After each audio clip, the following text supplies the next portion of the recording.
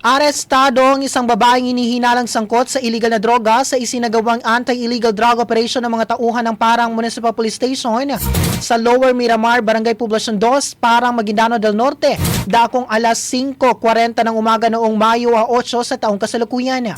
Kinilalang naaresto ng suspek sa alias na Nor, isang online seller at residente na naturang lugar. Samantala, pinaghahanap pa ng mga otoridad ang kaniyang umano'y kasabwat na si alias Jeng, 31 anyos, may asawa at residente rin ng Lower Miramar. Batay sa paunang investigasyon, mga ka-Nation, nakatanggap umano ng impormasyon mula sa isang confidential informant ng pulisya hinggil sa illegal na aktibidad ng mga sospek kaugnay ng bentahan ng drogas sa lugar. Dahil dito, nagsagawa ng validation at buy-bust operation ng mga operatiba kung saan matagumpay na nakipagtransaksyon ang isang pulis na nagpanggap bilang pusher buyer sa sospek. Nagresulta ang operasyon sa pagkakaaresto kay alias Nor at pagkakasamsam ng 3 heat-sealed transparent plastic sachet na naglalaman ng hinihinalang shabu. Tinatayang may kabuang bigat itong 2.1 grams at may standard drug price na mahigit kumulang 14,280 pesos. Ayon sa pulisya, maayos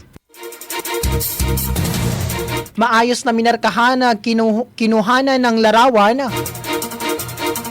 at inimbertaryo ang mga nakuwang ebidensya sa mismong lugar ng operasyon sa presensya ng mga kinakailangang testigo.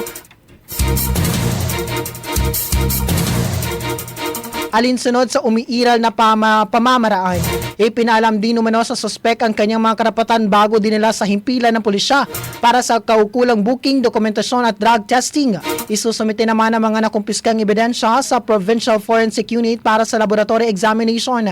Patuloy namang pinaigting ng Parang MPS ang kanilang kampanya laban sa illegal na droga at inihikayat ang publiko na makipagtulungan sa mga otoridad sa pamamagitan ng agarang pag-uulat ng mga kahinahinalang aktibidad sa kanilang komunidad.